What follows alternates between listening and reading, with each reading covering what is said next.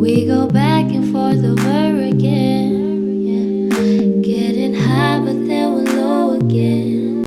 What's up, guys? Welcome back to my channel. I am Eden, aka Spiritual Sis. I know I'm just Spiritual Sis now. It's no more the Garden of Eden.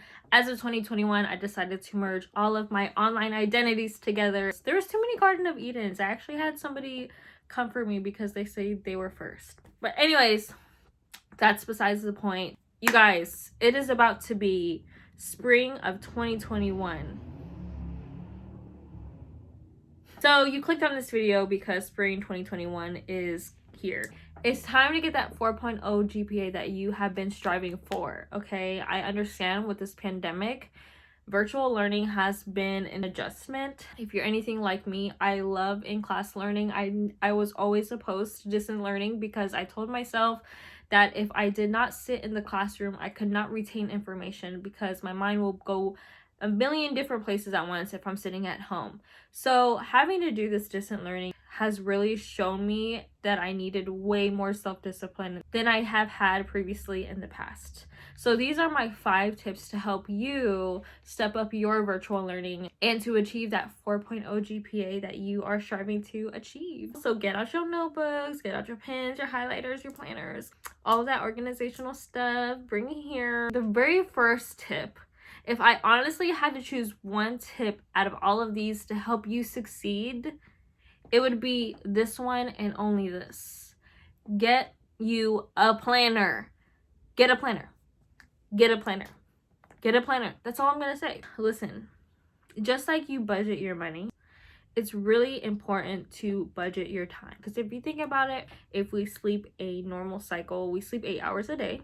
We work 8 hours a day if you are working, and that leaves us with 8 more hours left in our day. What do we do with those 8 hours? I don't know. Start accounting for them and you'll see where they go. Sometimes you spend 2 hours on social media, an hour eating. You probably spend 2 hours watching that new Netflix show. I know, I've been binging it too. You really don't realize how much of your time that you spend where you could be allowing that time elsewhere that's a little bit more productive. The reason why I am so for planners is because you could designate your time before the day even starts. So I actually have 2 planners. My first one is my academic planner. My next one is my everyday planner. I know, I'm so extra because I have 2 fat old planners, but you know what? I love planners. I probably have a problem, but I actually got these from Erin Condren. Not affiliated with Erin Condren whatsoever, so disclaimer. The reason why I spent as much money as I did on these planners is because I'm the type of person that if I go to Walmart, Target, anywhere that has a planner, if I see a cute one, I'm gonna buy it.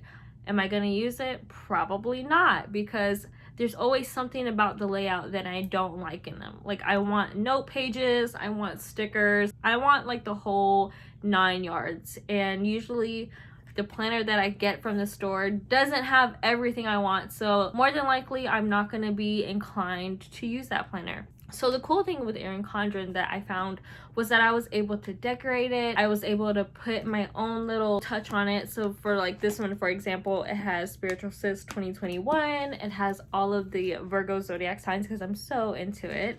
And then I was able to choose like the inside, make it something that I actually look forward to doing and writing in. If you're not as big of a planner person as I am, because again, I'm probably really extra, then honestly, just get you a plain Jane planner. This kind of goes into tip number 2, but when you first get your syllabus, you know how at the end of your syllabus, they have like what you're doing in week 1, what you're doing in week 2. They have pretty much the schedule for the entire semester. So what I go in and do, even before class starts, I get that schedule and I put it in on my calendar. So that way every single week I know what we're doing. I know what kind of homework we're doing. It's not anything that's gonna be like, oh my gosh, I forgot we had to do this, or What? This was due? Because if I look at my planner every day, if I'm writing it and I'm using it every day, I'm always prepared. But it really does require persistence, consistency, and determination. If you're like me and you buy planners and you never use them, buy one that you actually like. Buy one that you actually look forward to writing in every day. I don't care. These planners are my life. I'm every single day. Plan out your time, plan out how you're going to use your time, because if you're taking 4 classes, it's maybe a total of 12 credit hours, give or take, then you have so much time that you have to spend studying the schoolwork and doing the homework. If you only have 8 hours left of your day, not all the time do you spend those 8 hours studying. So do you know what I mean? I took a total of 4 classes last semester and I still managed to get all A's, and I was working and I have a son. So it was really important for me to plan out my time. Having a planner was definitely my holy grail if I recommend anything to you guys. Tip number 2. Girl, you better print them syllabuses, okay? Do not be one of those that just don't ever read the syllabus. Listen, teachers do quizzes on syllabuses all the time. That's such an easy grade to get. Go highlight the information that's important. Go highlight their policies on missed assignments. Go highlight their policy on extra credit. Go look at the syllabus, you guys. I know people probably just think, oh, every class has a syllabus. It's same old same, it's just policies, but every teacher is different and every syllabus is different. If you want to start off on the right foot starting spring 2021, go and print out your syllabuses. If you don't have a printer at home, go through it, write down anything that's important. That way you know what's coming up. I've had so many teachers that have done syllabus quizzes, and that's like the easiest way to start off your class with an easy A. So go ahead, go print out that syllabus and then come back to me, okay? Tip number 3, attend your class. I know this is so easy, it should be a given, but you guys, especially with virtual learning, a lot of teachers, they have like maybe 30% of the grade is your attendance. One of my semesters, I did so good the whole entire class. All of my assignments were like top notch, but I got really lazy at the end. I was like, oh, I'm good. We got like maybe 2 or 3 classes. And I did not attend those classes, and it knocked my grade 3 more points down. So attendance is really important, even if you do like the best on the exams and the finals and whatnot. Your attendance shows how much you care about your grade. And on top of that, I would like to say that especially with virtual learning, I've learned with teachers that they really appreciate when you put your camera on. I've seen teachers give extra credit just because students have their camera on, because it's letting the teacher know that you're actually here in class and you're not just sitting there with your camera off on your phone. You're not just sitting there with your camera off like in the next room eating or watching the Netflix show. Like, having the camera on and attending class is something that sounds so simple, but a lot of students actually don't do this. So that kind of leads me into my 4th tip, which is get on your teacher's good side. There's no other way to put that. Some people call it a teacher's pet. Some people call it a kiss ass. I honestly don't care, but listen, you guys, it is 2021. I am 26 years old. I have always done so very well in school. I have gotten called a teacher's pet. I've gotten called a nerd before. It's really just how other kids perceive you. But your grade probably is better. I know there's some kids that sit in the back of the class and still maintain like very high grades. Let me give you an example. So my last semester, I had a B.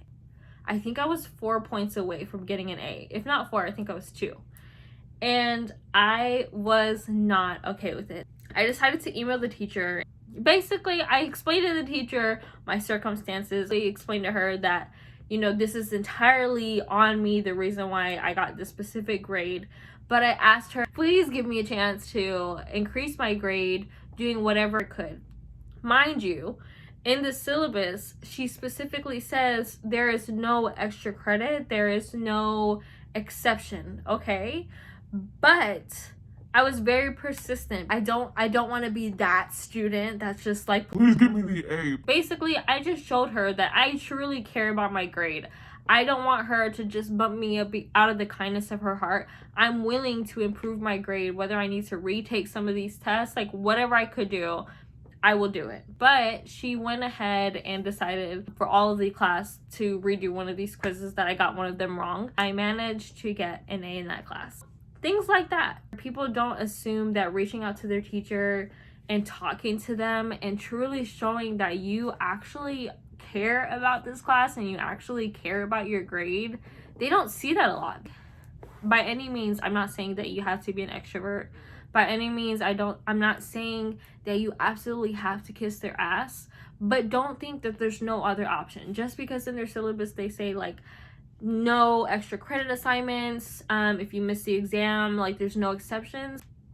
80% of the time, if you have like a genuine circumstance and you actually show the teacher that you care to try to increase your grade or boost it by any means, then they will try to work with you. There's probably only one teacher that I've tried to do that with, and they were very adamant on not trying to help me out, which, I mean, that was just a different situation on its own. But I've never had the teacher tell me like, no, we're not going to do this, or no, that's absolutely not possible, refer back to the syllabus. There was never that kind of situation. So the teachers will work with you as long as you genuinely care, and as long as like you're coming from a space of authenticity, then there's no way that the teacher's going to be like, you're bad. Just be involved, you guys. That's it. Turn your camera on, talk to your teacher. I mean, with everything going on, we cannot be in person, so you want to show that you actually care and that you're actually involved, and that's it. Now that I'm done with that whole spiel, my last tip is location. Location is absolutely important when it comes to virtual learning. Having your computer or laptop in your bed while you're eating snacks, although it's so comfy. I love the fact that with virtual learning, I could stay in my pajamas all day. It is not ideal if you want to stay focused. I'm actually in my room, and this is my desk area. My bed is across the way.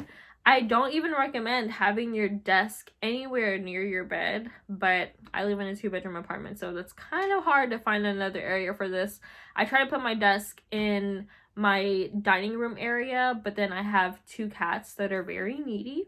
So having that, and then also having my partner and my son coming in from the house from work, or my son coming in from school, they're yelling, they're playing Roblox. There's just a lot going on, and there was a lot of traffic in the dining room area, so I decided to come back and put my desk in the room. That way I could have a nice quiet space to focus. Your location is extremely important. Really, I would just go based off of where's the quietest, where you could seclude yourself from everybody if you have a loud household, but also have a specific space for where you do your schoolwork. So like here, I have my desk here, I have my printer, I have my shredder here, all my pens and pencils, my computer here. That way, I have to like stay in this specific area when I do my schoolwork. I try not to travel to my bed at any point in time. I try to stick to my desk area. That way I can remain focused, because if I go to my bed, more than likely I'll take a nap, or more than likely I'll just start getting too relaxed. So I try not to get to that point of comfort. I try to stay in like a school setting. So if you're in school, you're sitting at a desk, you're not laying in bed. Also, when it comes to your location, you want to make sure you have a clean area, because I'm the type of person that gets cluttered very fast.